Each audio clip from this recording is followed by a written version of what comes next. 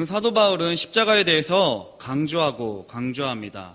14절, 그러나 내게는 우리 주 예수 그리스도의 십자가 외에 결코 자랑할 것이 없으니, 이렇게 십자가에 대해서 강조하고 또 강조합니다.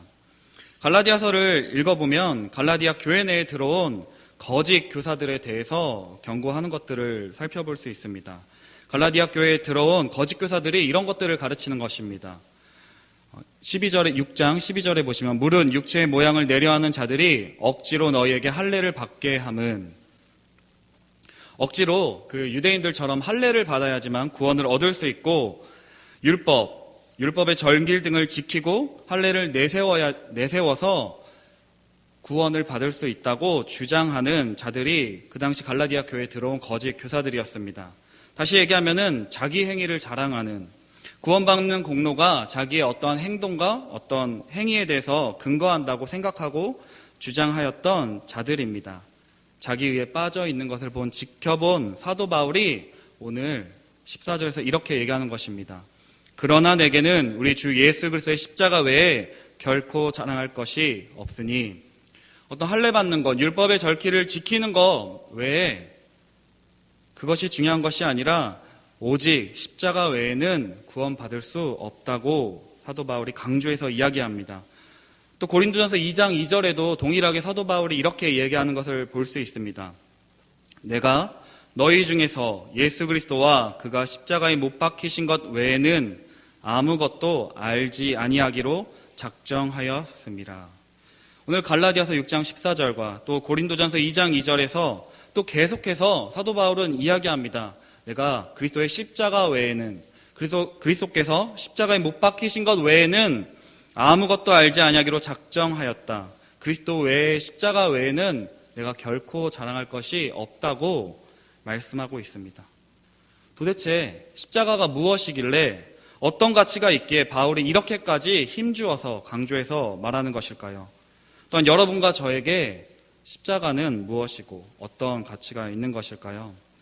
오늘 말씀을 통해서 각자에게 십자가의 의미와 가치를 다시 한번 깨닫고 되새기는 시간이 되시기를 주님의 이름으로 축원합니다. 그럼 십자가가 무엇입니까? 여러분, 십자가를 보실 때 어떤 느낌, 어떤 생각이 드십니까? 사랑, 또 고난, 감격, 이런 것들이 떠오르십니까? 우리는 십자가를 볼 때 예수님의 사랑과 또 고난, 또 우리를 구원해 주신 그 감격에 대해서 많이 생각을 합니다. 그러나 당시의 십자가는 매우 불쾌하고 미련하게 느껴지는 어떤 것이었습니다. 고린도전서 1장 23절에서 이렇게 이야기합니다.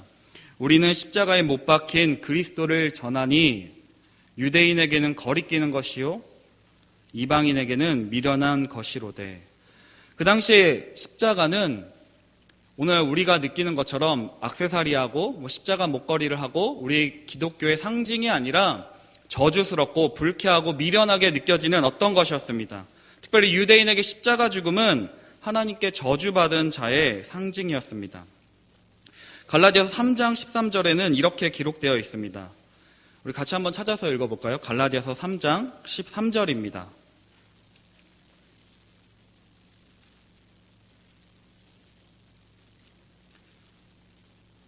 함께 읽겠습니다. 시작. 그리스도께서 우리를 위하여 저주를 받은 바 되사 율법의 저주에서 우리를 속량하셨으니 기록된 바 나무에 달린 자마다 저주 아래에 있는 자라 하였음이라. 동일한 본문을 표준세 번역으로 읽어드리겠습니다. 그리스도께서 우리를 위하여 저주를 받은 사람이 되심으로써 우리를 율법의 저주에서 속량해 주셨습니다. 기록된 바 나무에 달린 사람은 모두 저주를 받은 사람이다 하였기 때문입니다. 동일한 말씀이 신명기서 21장 22절에서 23절에 이렇게 기록되어 있습니다. 사람이 만일 죽은 죄를 범함으로 내가 그를 죽여 나무 위에 달거든 그 시체를 나무 위에 밤새도록 두지 말고 그날에 장사하여 내 하나님 여호와께서 내게 기업으로 주시는 땅을 더럽히지 말라. 나무에 달린 자는 하나님께 저주를 받았음이니라. 그 당시 유대인에게 십자가는 저주의 상징, 나무에 달린 자마다 저주받았다고 여겨지는 그런 것이었습니다. 유대인 역사가 요세푸스라는 사람은 십자가 처형을 가장 비참한 죽음이라고 불렀습니다. 뿐만 아니라 로마인에게도 십자가는 가장 불쾌한 것이었습니다. 유대인들을 누군가를 죽일 때, 죄를 범한 사람을 죽일 때 뭐를 던져 죽이죠? 돌을 던져 죽입니다. 유대인들은 돌을 던져 죽었지만 예수님은 그 로마의 그 십자가형을 당하셨습니다. 그 로마에서 십자가형은 노예나 가난한 사람들, 아니 최악의 반역죄를 저지른 사람들을 위해 특별히 가장 경멸받고 멸시받는 사람들을 위한 가장 고통스러운 처벌 방식이었습니다. 십자가의 고통은 여러분과 제가 생각하는 것보다 훨씬 끔찍합니다. 우리 한 번쯤 영화를 다들 보셨을 겁니다. 패션 오브 크라이스트 같은 영화들을 보셨을 거고, 다 보진 않으셨겠지만 동영상 편집된 것들을 고난주간이나 이런 때 많이 한 번쯤은 보셨을 것입니다. 예수님께서는 그 십자가를 지시고 사람들의 조롱과 또 모욕과 채찍질뿐만 아니라 나무 그 십자가를 지고 그 집행 십자가의 겟세마네 동산으로, 아니 그 골고다 언덕으로 집행 장소로 가셨습니다. 근데 십자가의 죽음이 우리가 생각하는 것처럼 딱 십자가에 못 박혀서 그냥 당장 쉽게 죽는 그런 죽음이 아니었습니다. 단칼에 한 번 죽으면 참 좋겠는데 점점 죽어가는 것입니다. 이 십자가의 죽음을 생각해 보면서 제 군대 시절에 그 생존 이렇게 훈련들이 있을 때 토끼 잡는 것들을 생각이 떠올랐습니다. 혹시 토끼 잡아보신 적 있으십니까? 토끼를 잡을 때 목을 딱 잡고 한 번에 목과 그 척추를 탁 빼야지 한 번에 죽습니다. 한 번에 그걸 못 빼면 토끼가 계속 낑낑거리면서 매우 고통스러워하는 것들을 보게 됩니다. 그때 훈련받을 때 산토끼는 아니었고요. 그냥 집토끼 같은 그 토끼들을 한 대여섯 명이 되는 사람들과 함께 잡았습니다. 근데 한 번에 저희가 잡아본 적이 없기 때문에 한 번에 죽이지 못했습니다. 한 8번 정도 탁 계속 낑낑거리는 그 고통스러워하는 것들을 보면서 예수님의 죽음은 거기에 비유할 수는 없겠죠. 그런데 예수님께서 십자가를 지고 죽으셨을 때 한 번에 단번에 죽은 것이 아니라 점점 고통스럽게 죽어가셨다는 이야기입니다. 거친 금속이 손과 발을 꿰뚫었고 상처를 입어 공기 숨을 절대 쉴 수 없는, 숨을 들이마시고 싶은데 그 십자가 그 못에 박혀서 손과 발과 그 발에 중요한 신경 부위에 못이 박혀서 숨을 쉴 수도 없고 점차 호흡이 가빠지고 곤란해지고 점차 질식해서 고통스럽게 죽어가는 그것이 십자가 형벌이었습니다. 너무나 끔찍해서 아무도 그 십자가 처벌 방식을 받고 싶지 않았던 로마인들마저도 불쾌하고 너무나 두려워하였던 십자가 처형 방식이었습니다. 예수님이 당하신 고통을 너무 쉽게 생각할 수 없습니다. 단순히 육체적인 고통뿐만 아니라 예수님께서 그 십자가형은 정신적으로 영적인 고통은 육체적인 고통에 비교할 수가 없습니다.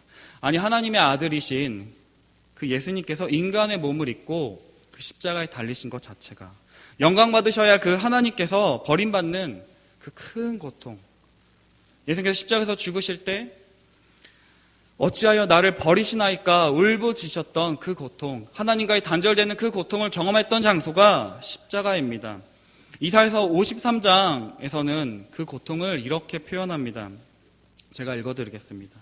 그는 멸시를 받아 사람들에게 버림받았으며 강고를 많이 겪었으며 질고를 아는 자라. 마치 사람들이 그에게서 얼굴을 가리는 것 같이 멸시를 당하였고 우리도 그를 귀히 여기지 아니하였도다. 그는 실로 우리의 질고를 치고 우리의 슬픔을 당하였거늘 우리는 생각하기를 그는 징벌을 받아 하나님께 맞으며 고난을 당한다 하였노라. 그가 찔림은 우리의 허물 때문이요 그가 상함은 우리의 죄악 때문이라. 6절 여호와께서는 우리 모두의 죄악을 그에게 담당시키셨도다. 오늘날에 우리가 십자가를 여기저기 세워두고 십자가 목걸이를 하고 귀걸이 하는 장식품 정도로 생각하기 쉽지만 당시 사람들에게 십자가는 저주받은 자, 미련한 자, 불쾌한 것, 쉽게 얘기하면 오늘날에 에이즈 감염자가 썼던 주사바늘, 마약 사용자의 주삿바늘과 그런 콘돔과 같은 되게 불쾌하고 저주스럽고 불경한 어떠한 그런 것들이 십자가였습니다. 십자가를 보면서 그 당시 사람들은 매우 불편하였고 매우 불쾌하였습니다. 미련하게 보이고 우리 마음 가운데 껄끄럽게 보이는 어떤 것들이었습니다. 그리고 그 십자가는 여러분과 저의 우리 모두의 죄악을 그 예수님께 담당시킨 결과였습니다. 그래서 여러분과 저에게 십자가를 빼고서는 우리의 삶에, 믿는 자들의 삶에 십자가를 빼고서는 이야기할 수가 없습니다. 왜냐하면 예수님은 십자가에 못 박히신 그리스도이시며 십자가에 못 박혀야 할 것은 예수님이 아니라 여러분과 제가 그 십자가에 못 박혀야 할 대상이었기 때문입니다. 그 십자가를 통해서 여러분과 제가 한 가지 질문을 하게 됩니다. 왜 예수 그리스도께서는, 왜 예수님께서는 그토록 비참하게 그 저주받은 자, 불쾌하고 미련하게 보이는 자, 굳이 감당하지 않으셔도 돼야 할 그 십자가 처벌을 받으셔야 했을까? 왜 십자가에서 그렇게 비참하게 죽으셔야 했을까? 우리 생각해 보게 됩니다. 여러분의 죄가 하나님의 아들이신 그 예수님께서 십자가에 못 박히실 정도로 심각한 것입니까?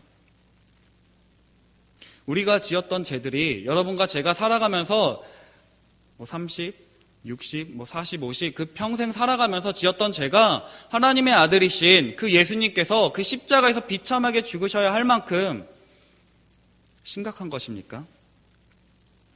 지난주 토요일 밤에 소년부 아이들과 함께 구원의 확신에 대해서 잠시 이야기를 나누었습니다. 소년부 졸업여행 마친 후에 또 중등부에 올라올 친구들과 시간을 우리 또 소년부 전도사님께서 시간을 허락해 주셔서 잠시 한 6명의 아이들과 이야기들을 나누었습니다. 구원의 확신에 대해서 묻고 답하는 시간들이었습니다. 제가 아이들에게 이렇게 질문했습니다. 예수님이 왜 십자가에서 죽을 수밖에 없었을까? 그렇게 물어보니까 아이들이 이렇게 대답했습니다. 죄를 지어서요. 죄를 지었고 그 죄를 위해서 예수님께서 십자가에서 죽으셨어요. 이렇게 대답을 하였습니다. 제가 질문했습니다. 너가 무슨 죄를 지었길래 예수님께서 십자가에 죽으셨지? 거짓말했어요. 아니 친구를 미워했어요. 시기했어요. 질투했어요. 제가 다시 질문했습니다. 아니 그냥 시기하고 질투하고 남들 눈에 안 보였잖아. 너 도둑질한 적도 없잖아. 그냥 언니랑 좀 싸웠잖아. 좀 누구 미워했잖아. 너 살인한 적 있니? 그런 적 없다고 얘기합니다. 그런데 그 하나님의 아들이신 예수님께서 그 죄 때문에 십자가에서 죽으셔야 했을까? 아니 너 누구 죽인 적도 없고 너 그토록 남들 눈에 띄게 어디 경찰서 끌려갈 만한 죄를 지은 적도 없는데 영원히 죽어야 한다면 억울하지 않겠니? 그 정도 일에 하나님의 아들이 죽는다면 너무 과한 것 아니니? 이렇게 질문하니까 아이들이 뭐라고 대답했을까요? 답변하지 못하고 멀뚱멀뚱 저 목사님이 무슨 얘기하나 이렇게 쳐다보았습니다. 여러분들은 뭐라고 답변하시겠습니까? 하나님의 아들이 십자가에서 죽을 만큼 심각한 죄를 저지르셨습니까? 만약에 이 자리에 그런 분들이 계시다면 아마 없으신 것 같아요. 다 착하게 사시고 선한 일을 많이 하셨을 것 같습니다. 그렇지만 우리도 너무나 자주 아이들처럼 죄에 대해서, 내가 저지른 죄에 대해서 오해하고 있습니다. 또 나의 죄가 얼마나 심각한지에 대해서 느끼지 못할 때가 있습니다. 왜냐하면 우리는 죄에 대해서 많이들 오해하기 때문입니다. 종교다원주의자들이 이런 얘기들을 합니다. 여러 가지 길들이 있다고, 꼭 예수님이 아니더라도 구원받을 수 있다고 이야기하는 사람들이 이렇게 이야기들을 합니다. 꼭 예수님을 믿어야지만 구원받을 수 있냐고, 예수님은 굳이 십자가에 못 박혀 죽으셔야만 했냐고, 그냥 용서해 주시면 안 되냐고, 아니 저 불교에 가도 저기 유교를 믿어도 아니 착한 일을 하고 선행을 많이 쌓으면 모든 종교에는 다 길이 있어서 구원받을 수 있지 않냐고. 그렇게 보는 관점에 중요한 것은 이것입니다. 모든 종교에 구원이 있다고 보는 것은 기준이 다르기 때문입니다. 사람들이 저지른 죄를 그냥 나의 기준과 나의 방법대로 해결하려고 하기 때문입니다. 예수님께서 십자가에서 죽으셔야만 했던 이유는 인간의 기준으로 나는 죄를 어떻게 처리하겠어, 나는 이렇게 하면은 죄를 갚을 수 있을 거야 라고 우리의 기준을 세워서 우리의 방법대로 선행도 하고 봉사도 하고 좋은 생각들, 많은 명상들을 하게 됩니다. 그러나 우리의 기준이 아니라 하나님의 기준에서 어긋났기 때문에 하나님의 기준에 합당한 방법으로 해결해야만 했기 때문에 예수님께서는 십자가에서 죽으셨습니다. 우리 그 종교다원주의의 그 수많은 이야기들은 용서받을 수 있는 길을 나의 방식대로, 내 마음대로 정하는 것과 같습니다. 예를 들면 이런 것 아닐까요?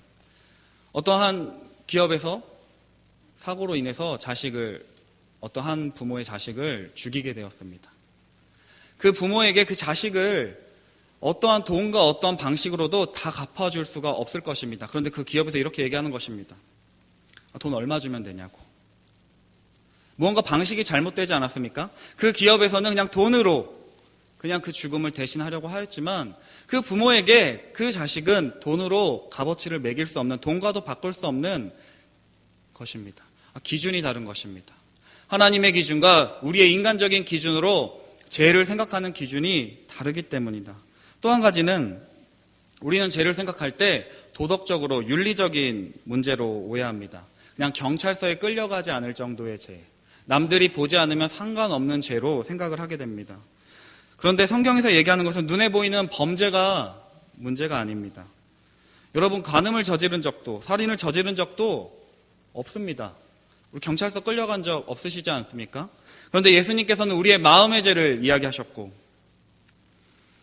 죄의 가장 중요한 것은 다른 사람들에게 저지른 죄가 아니라 하나님께 대한 범죄이기 때문에 문제가 크게 되는 것입니다.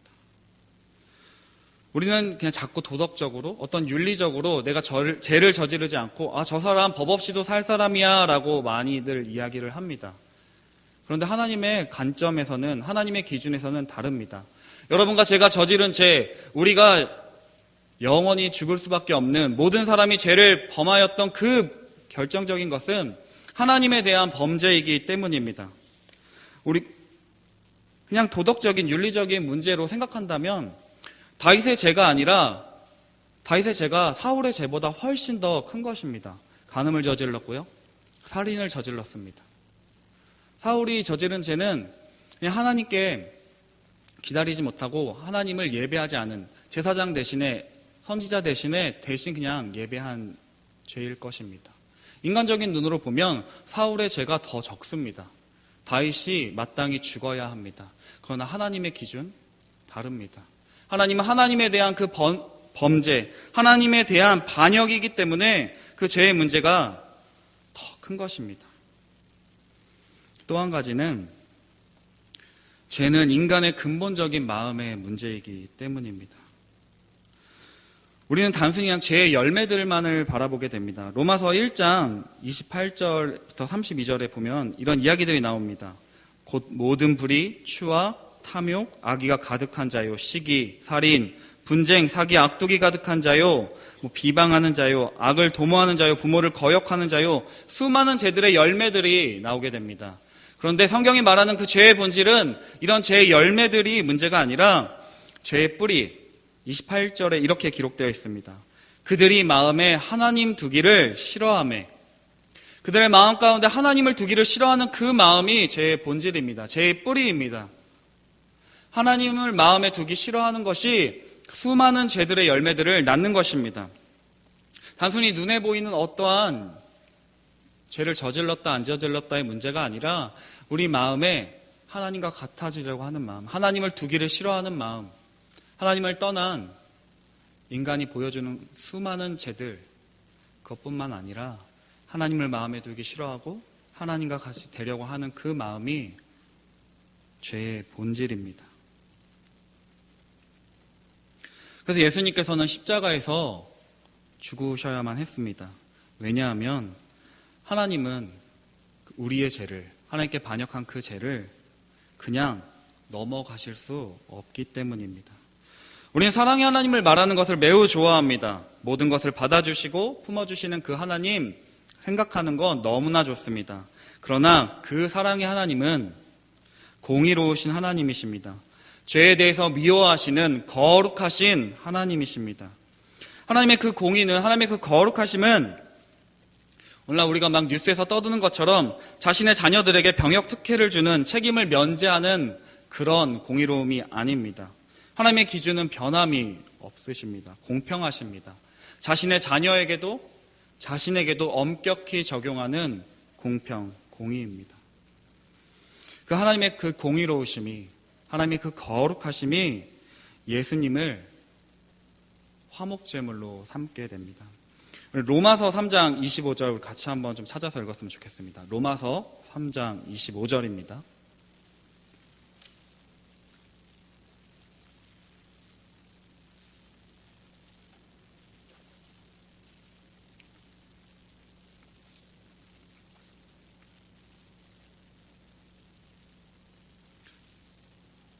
로마서 3장 25절 우리 같이 한 목소리로 읽겠습니다.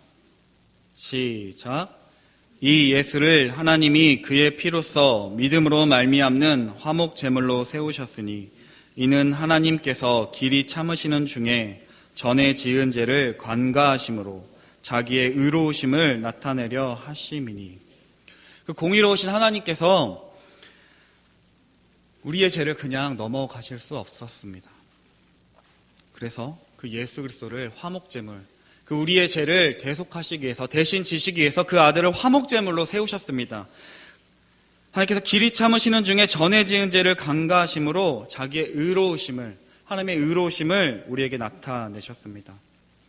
의롭다는 것이 무엇입니까? 하나님께서 기준이라는 것입니다. 죄가 무엇입니까? 하나님의 기준에서 벗어난 것이 죄입니다. 하나님께서 그 죄를 미워하십니다. 의롭다? 하나님 자체가 기준이 되셔서 하나님의 영광에 합당하게 행하는 그것입니다. 어떠한 사람도 율법의 행위로 우리의 어떤 할례받음으로 어떠한 노력으로 하나님의 기준, 하나님의 그 의를 만족시킬 수 없습니다. 그래서 하나님께서는 예수 그리스도를 그 죄의 문제를 해결하기 위해서, 자신의 의로우심을 만족하기 위해서 그 죄의 문제를 해결할 화목제물로 예수님을 삼으셨습니다. 그래서 십자가는 우리가 하나님께 나아갈 수밖에 없는 길이 그 십자가밖에 없음을 여러분과 저에게 보여줍니다. 하나님께서는 그냥 용서하실 수 없었습니다. 아니, 내가 용서했다고 그냥 치자고 넘어가실 수 없었습니다. 하나님 그 죄에 대해서 반드시 값을 치러야 했습니다. 죄의 결과에 대한 책임을 물으셔야만 했습니다. 그런데 그 죄는 하나님에 대한 죄이기 때문에, 하나님에 대한 반역이기 때문에 하나님밖에 해결하실 수 없었습니다. 여러분과 제가 어떠한 노력과 어떠한 행위로도 해결할 수 없는 문제였습니다. 그래서 하나님께서 그 아들을 보내셔서 죄의 값을 지불하셨습니다. 죄의 문제를 해결하셨습니다. 십자가를 통해서 여러분과 제가 죽었습니다. 그리고 새 생명을 얻게 되었습니다. 십자가는 내가 나의 죽음에 대해서 손을 쓸 수 없음을 보여주게 됩니다.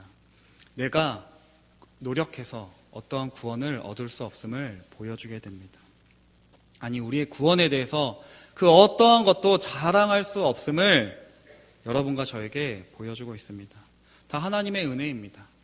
그래서 수많은 성경의 인물들이, 아니 또 사도 바울은 계속해서 나의 공로를 주장할 수 없다고, 그래서 사도 바울은 이렇게 계속해서 고백합니다. 그러나 내게는 우리 주 예수 그리스도의 십자가 외에 결코 자랑할 것이 없으니 그리스도로 말미암아 세상이 나를 대하여 십자가에 못 박히고 내가 또한 세상을 대하여 그러하니라. 십자가를 생각할 때 나의 죄가 얼마나 심각하고 그 죄의 문제를 해결하기 위해서 얼마나 큰 값을 치렀는지를 사도 바울은 분명하게 깨닫습니다. 그래서 다 하나님의 은혜이고 내가 하나님의 그 십자가 외에는 구원받을 길이 없음을 철저하게 깨달았기 때문에 그렇게 자랑할 것이 많았음에도 자랑할 것이 없다고 계속해서 고백하는 것입니다. 여러분과 제가 내가 얼마나 큰 값을 치르고 구원받았는지 알게 된다면 그 십자가, 그 하나님이 얼마나 비참하게 죽으셨는지를 깨닫는다면, 나의 죄가 하나님 앞에서 얼마나 죽을 수밖에 없는 크나큰 죄인지를 알게 된다면 이렇게 말할 수 없을 것입니다. 나는 구원받았으니까 이제 내 멋대로 살아야지, 내 마음대로 살아야지. 우리 그런 생각 많이 해보시지 않았습니까?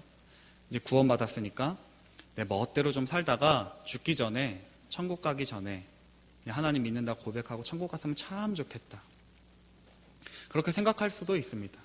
그런데 그렇게 생각한다는 것은, 아니 그렇게 말한다는 것은 나의 죄가 얼마나 큰지, 하나님이 우리를 위해서 그 십자가에서 얼마나 큰 대가를 지불하셨는지를 잊어버리기 때문입니다. 그래서 믿는 자, 신자는 죄 짓는 것을 쉽게 생각할 수 없습니다. 왜냐하면 하나님께서 얼마나 죄를 미워하시는지를 알기 때문입니다. 하나님께서 죄를 얼마나 미워하셨는지 십자가에서 그 아들을 죽이셨습니다. 아니, 우리가 죽어야 하는데 그 십자가에서 그 아들을 죽이시기까지 죄를 미워하십니다. 죄를 그냥 넘어가실 수 없는 분이십니다. 죄의 문제를 해결하기 위해서 예수님께서 십자가에 못 박히셨기 때문입니다. 그뿐만이 아닙니다. 십자가는 내가 더 이상 이제 죄에 대해서 속해 있는 자가 아님을 여러분과 저에게 알게 합니다.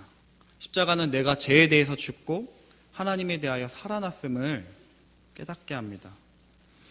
사도 바울이 이렇게 고백하죠. 우리는 죽었습니다. 세상이 나에 대해서 죽었고 나도 세상에 대해서 죽었습니다. 이렇게 고백을 합니다. 여기서 세상은 이런 것입니다. 나의 행위로, 율법의 행위로, 할례로 하나님께 나아갈 수 있다고 믿는 모든 노력들을 이야기합니다. 세상이 그러한 세상, 헛된 노력, 하나님께 나의 노력과 나의 행위로 하나님께 나아갈 수 있다고 믿는 그런 생각들, 육체의 정욕과 탐심으로 살아가는 그런 모든 것들, 그 세상이 나에 대해서 죽었다고 고백합니다. 나도 세상에 대해서 죽었다고 고백을 합니다. 그래서 이제 예수님을 믿고 예수님 십자가의 죽으심을 믿고 구원받은 여러분과 저는 이렇게 고백할 수밖에 없습니다. 갈라디아서 2장 20절에서 이렇게 고백합니다. 내가 그리스도와 함께 십자가에 못 박혔나니 그런즉 이제는 내가 사는 것이 아니요 오직 내 안에 그리스도께서 사시는 것이라. 이제 내가 육체 가운데 사는 것은 나를 사랑하사 나를 위하여 자기 자신을 버리신 하나님의 아들을 믿는 믿음 안에서 사는 것이라. 예수님과 함께 십자가에 못 박혔고 이제 더 이상 나의 노력으로 구원받고자 하는 것이 아니라, 아니 그 죄에 대해서 그 정욕과 탐심으로 물들며 살았던, 죄 지으며 살았던 그 모든 것들이 십자가에 예수님과 함께 못 박혔다고 고백하는 여러분과 저는 더 이상 죄를 쉽게 지을 수 없습니다. 여전히 죄를 짓기도 할 것입니다. 그렇지만 날마다 회개하면서 하나님께 깊이 나아갑니다. 우리로 하여금 그 십자가에 달리신 예수님은 거룩하신 하나님을 소망하며 살아가게 합니다. 왜 예수께서는 그토록 비참하게 죽으셔야 했습니까? 우리의 죄에 대한 하나님의 그 처리 방식이 예수 그리스도의 십자가입니다. 죄는 본질상 하나님에 대한 범죄이고 하나님의 진노를 불러일으켰습니다. 오직 하나님의 기준과 방법에 의해서만 죄의 진노가 해결될 수 있었습니다. 오직 예수 그리스도만이 하나님의 기준이고 하나님의 방법이었습니다. 그래서 그 십자가를 통해서, 예수 그리스도를 통해서만 여러분과 제가 구원받을 수 있었습니다.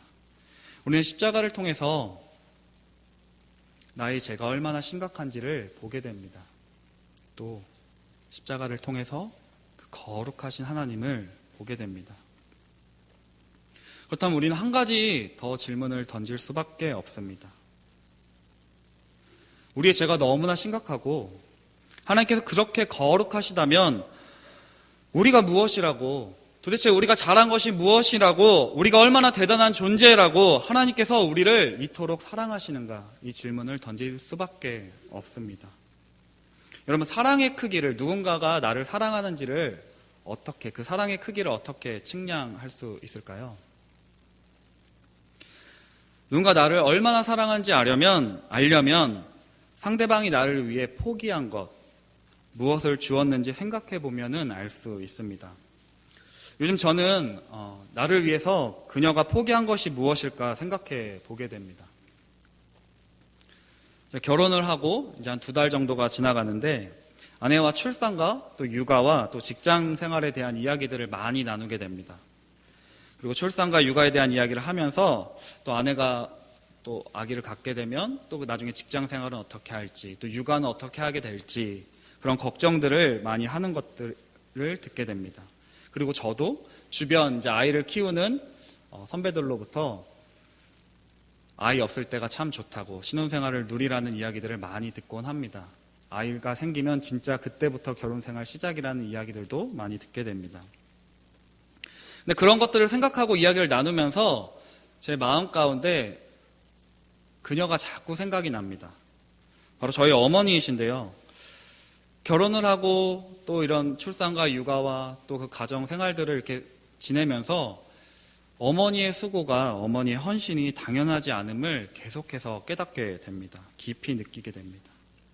요즘은 많은 여성분들이 이렇게 바로 직장 생활들을 많이 하게 되는데 저희 어머니 세대만 해도 이렇게 막 가정주부였다가 또 여러 가지 경제적인 문제들로 인해서 직장 생활에 노동 현장으로 투입된 것 되었습니다.